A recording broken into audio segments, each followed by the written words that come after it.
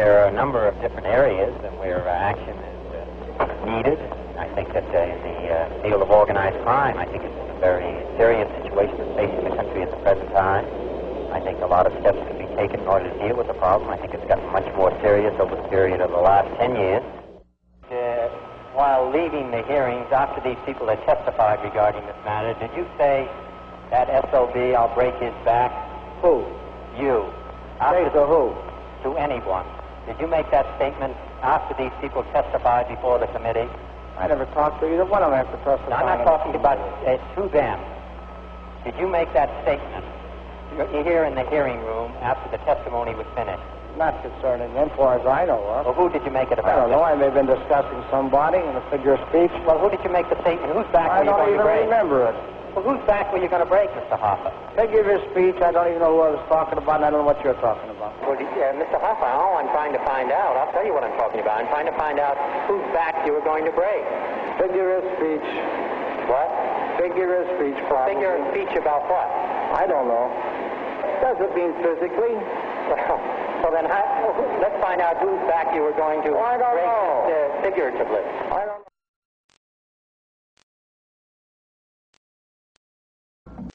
It is my privilege and honor to introduce the man who stood closer to him in times of crisis and in times of fun than anyone else, his brother, Robert Kennedy.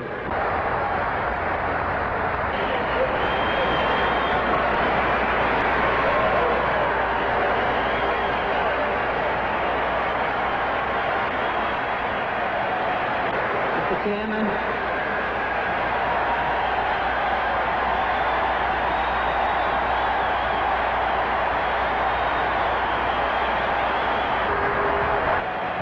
I wish to speak just for a few moments. I first want to thank all of you, the delegates to the Democratic National Convention and the supporters of the Democratic Party, for all that you did for President John F. Kennedy.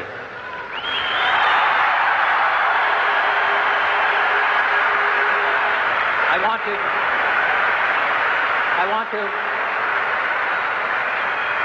want to express my appreciation to you for the effort that you made on his behalf at the convention 4 years ago, the efforts that you made on his behalf for his election in November of 1960, and perhaps most importantly, the encouragement and the strength that you gave him after he was elected President of the United States.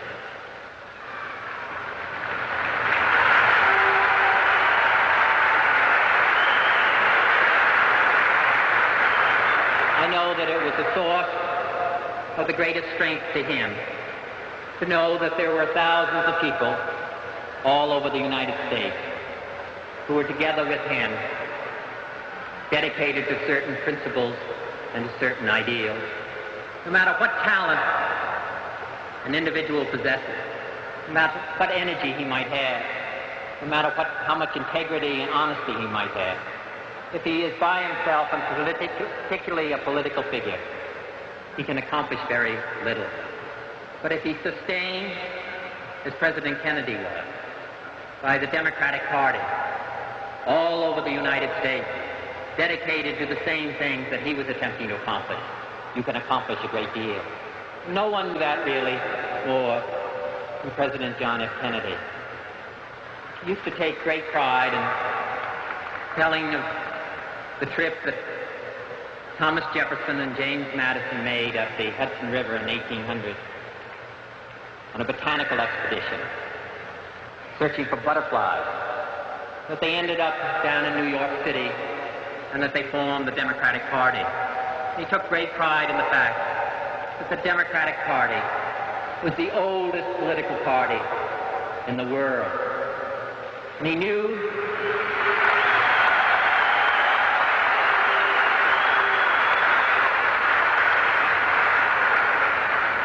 that this linkage of Madison and Jefferson with the leaders in New York combined the North and the South and combine the industrial areas of the country with the rural farms. But this combination was always dedicated to progress. All of our presidents have been dedicated to progress.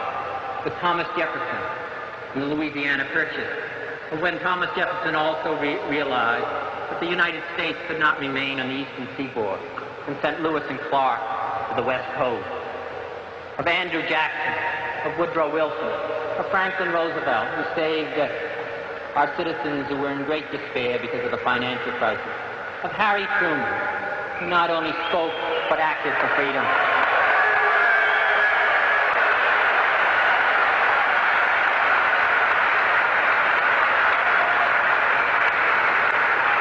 So that when he became president, he not only had his own principles or his own ideas, but he had the strength of the Democratic Party. So that when he became president, he wanted to do something for the mentally ill and the mentally retarded, for those who were not covered by Social Security, for those who were not receiving an adequate minimum wage, for those who did not have adequate housing, for our elderly people who had difficulty paying their medical bills, for our fellow citizens who are not white, who had difficulty living in this society. To all this he dedicated himself, but he realized also that in order for us to make progress here at home, if we had to be strong overseas, that our military strength had to be strong. He said at one time, only when our arms are sufficient without doubt can we be certain without doubt, that they will never have to be employed. And so when we had the crisis with the Soviet Union and the Communist bloc in October of 1962, the Soviet Union withdrew their missiles and the bombers from Cuba.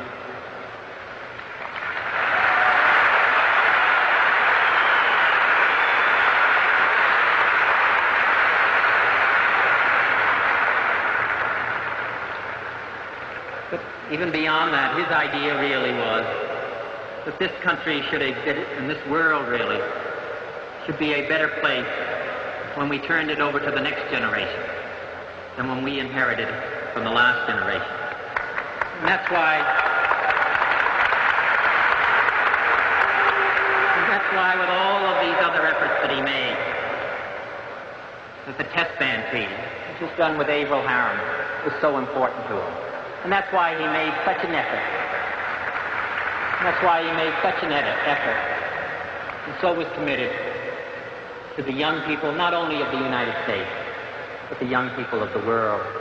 And in all of these efforts, you were there, all of you. And when there were difficulties, you sustained him. When there were periods of crisis, you stood beside him. When there were periods of happiness, you laughed with him. And when there were periods of sorrow, you comforted him. I realize that as an individual, that we can't just look back, that we must look forward. When I think of President Kennedy, I think of what Shakespeare said in Romeo and Juliet, when he shall die, take him and cut him out in little stars, and he shall make the face of heaven so fine that all the world will be in love with night and pay no worship to the garish sun. But I realize as an individual, and really